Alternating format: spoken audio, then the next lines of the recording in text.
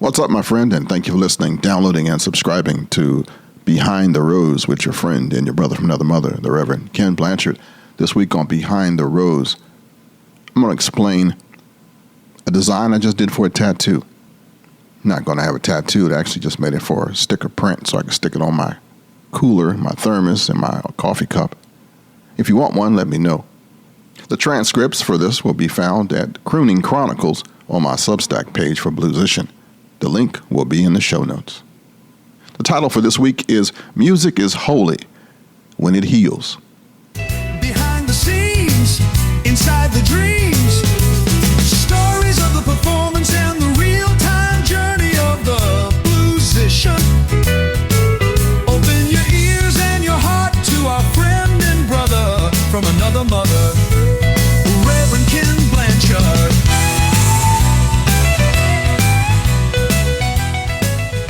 I am still working on this thing, and I want to thank you again for being here. You know, there's a line I've been carrying with me lately. Music is holy when it heals, and it's more than a slogan. It's a truth I've lived with, unfortunately, a lot lately, slowly, painfully, and gratefully. When I say it, I'm speaking metaphorically, of course, but I'm also naming something real. Music has a way of lifting itself above mere entertainment. It becomes something sacred when it steps into the work of mending what life has broken. Are you hearing what I'm saying? I've watched this happen in my own home. I've watched it happen in my own body. I've watched it happen in a room full of elders whose memories flicker like candles in the wind. And I've watched it happen in my own wife, night after she navigates the long, exhausting road of healing after surgeries that left her in constant nerve pain. Music has been our companion, our medicine, our sanctuary. Here's what I learned. I want to share that with you. You know, music works on the brain, the body, and the spirit. Science tells us that music heals by engaging the brain in ways few other activities can. It lights up regions tied to emotion, movement, memory, and cognition. It releases dopamine, the neurotransmitter of pleasure and reward. It boosts oxytocin. I think I said that right.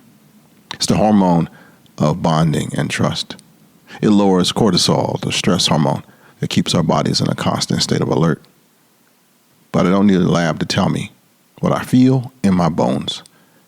In the middle of caregiving, when the weight of responsibility presses down and the mind starts to fray, which is often recently, it's the moments when I'm practicing, planning, or performing that give me a breath.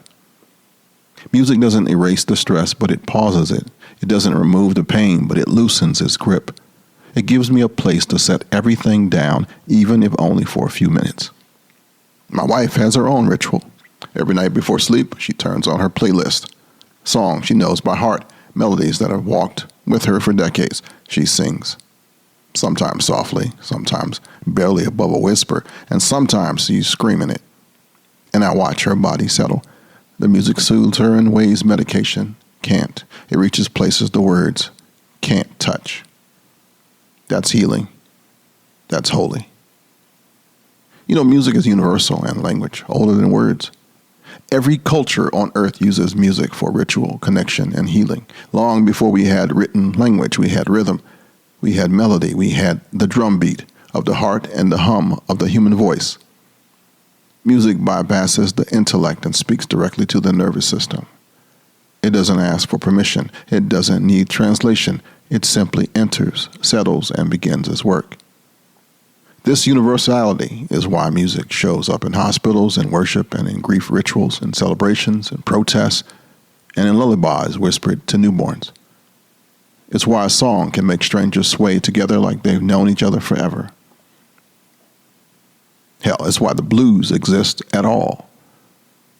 I've been learning the blues, not just the notes, but the history, the heartbeat, the inheritance. The blues is a miracle of transformation. My ancestors took the weight of suffering, oppression, and loss and turned it into a sound that could carry them through. They took a negative and made it a positive. They created a musical language that became the foundation for nearly all American music. The blues is healing because it tells the truth. It doesn't hide from pain. It names it. It blends it. It bends it. It reshapes it and releases it. It gives you the permission to feel what you feel without apology. When I play the blues, I'm not just learning a genre, I'm participating in a lineage of survival. You know, for people living with dementia or neurological conditions, music can be a lifeline. Familiar songs can unlock memories that seem lost. They can reconnect a person with their own identity, even if only for a moment. I've seen this firsthand. I've performed 5 times this year at a senior facility, and every time the transformation is unmistakable. Eyes brighten, feet tap, feet tap, you know what I'm saying. Voices join in, stories spill out, stories the staff didn't know they remembered. Music reaches places the mind can't always go on its own. I'm a witness. There's something uniquely powerful about making music together. Choirs, drum circles, jam sessions, and even a room full of elders singing along with a familiar tune. These moments create a sense of belonging that is healing in itself. Loneliness is one of the quietest, most dangerous forms of suffering, and music interrupts it. At the nursing facility, I've watched people talk, laugh, cry, and reconnect with memories they thought were gone. I've watched strangers become a community for an hour. I've watched healing happen in real time, and that's why I keep going back. So recently, I created a piece of artwork, a design, it looks like a tattoo, built around the phrase, music is holy when it heals. It's simple, it's bold, it's honest. I've been putting it on water jugs, laptops, and office gear. I might even print a batch to hand out to you if you want one during the holidays. It's not just a slogan, it's a reminder. A reminder that healing doesn't always come in the form we expect. A reminder that holiness isn't confined to sanctuaries. A reminder that music, when it steps up to its full power, can be a balm for the weary and a companion for the broken.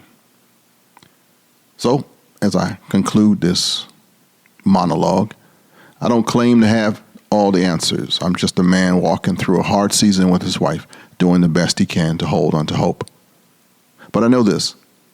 Music has been one of the most faithful sources of healing in my life. And when something else heals, truly heals, it becomes holy. Can I get a boom shakalaka?